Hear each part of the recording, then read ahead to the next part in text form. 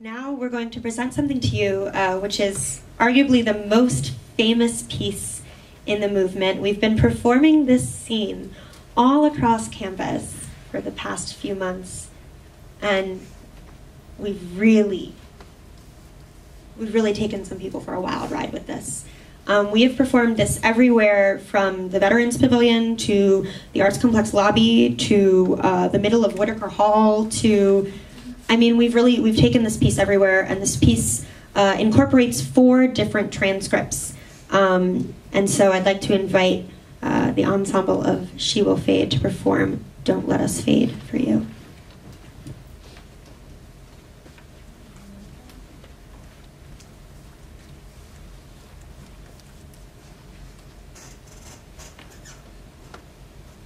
Okay.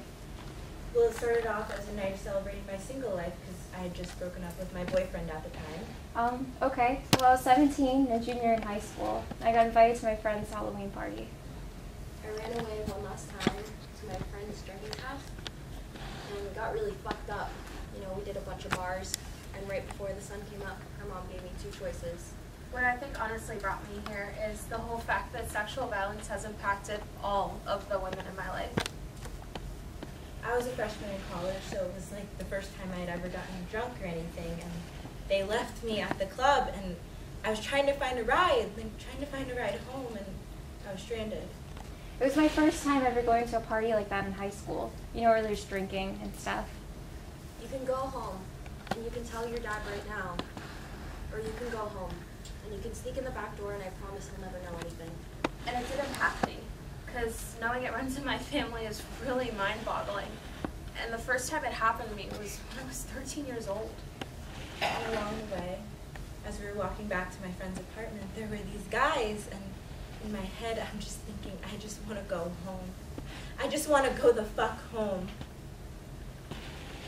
So there was this guy, and he offered me a ride, and I took it for the chance to get home. And there was this one guy who my friend wanted me to meet. He went to a different school, and she thought I would really like him. And I remember walking through sliding glass doors, and I saw a couch, and I just laid on it and went to sleep. Like, I just wanted to sleep, you know, I was fucked up. And I remember waking up on a government-issued blue mattress with some old black dude sitting right next to me. I don't know if it's what I wore. I wore shorts and a tank top, and that was about it. It was hot. It was summer. And we were behind Barnes & Noble, and we were kissing him, me, her, and him. And, I just wanted to go home. And he felt the need to be really persistent in trying to kiss me and touch me, and I was not having that at all. And I tried to leave or whatever, but he pinned me down. And I told him I felt drunk, and then he turned around and he asked me the weirdest question. He asked me if I was a virgin, and I said yes. Then he moved closer to me, and he started to kiss me, and he took the jacket off my shoulders, and as he was kissing me, he put his hand up my skirt. Every time we would have to stay at my grandparents' house, my grandfather would make me stay in his bedroom. And that happened for about a year, and it slowly progressed. And each time it got a little bit worse. Until one night, he had his hand over my mouth so I couldn't scream, but I didn't want to scream anyways because I didn't understand what was happening to me. I knew what he was doing.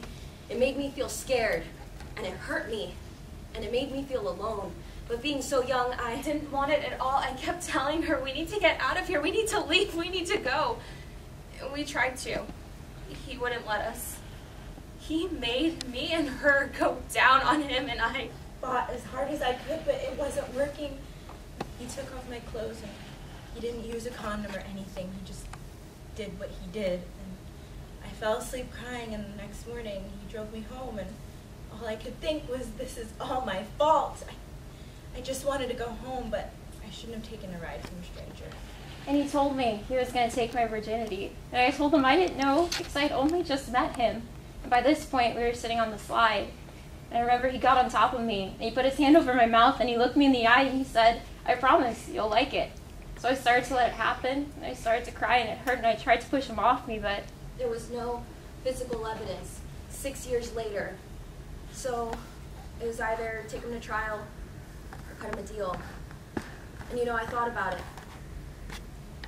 And I came to the conclusion that I needed to cut him a deal.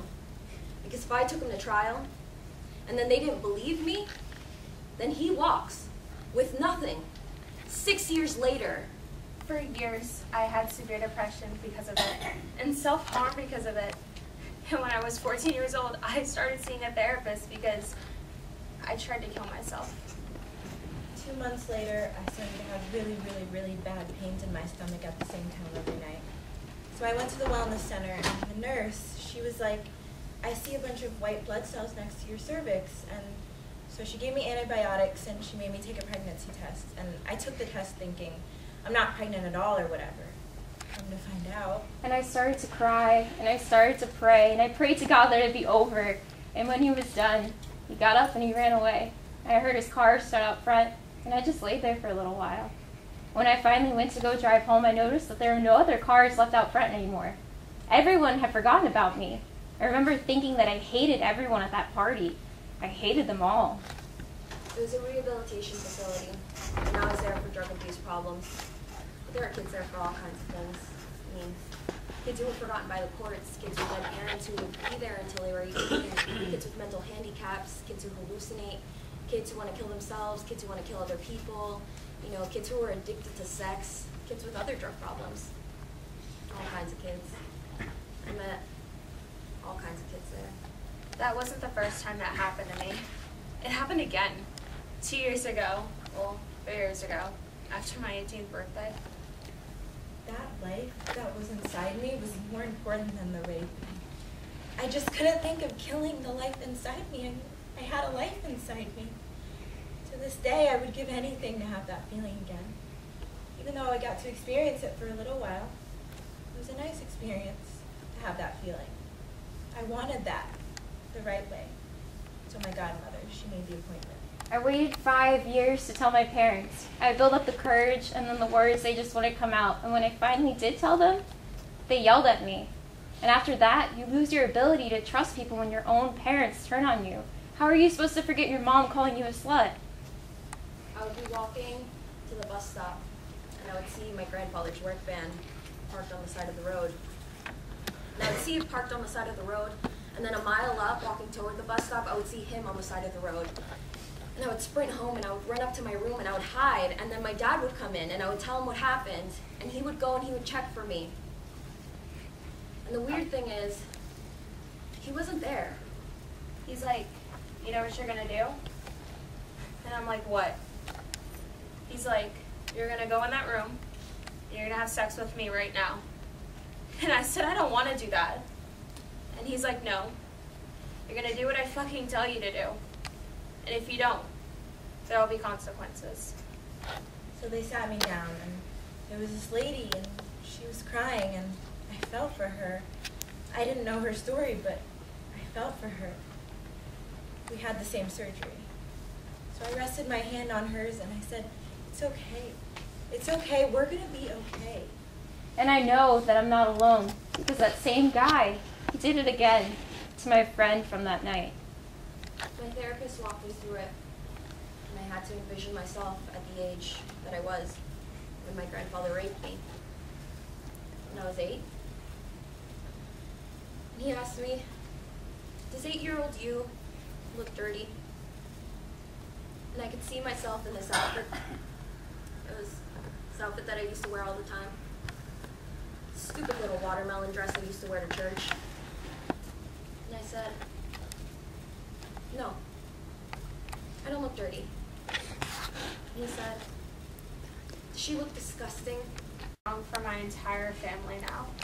All these generations of people impacted by this violence, all of those stories, their stories, are with me now. Thank you.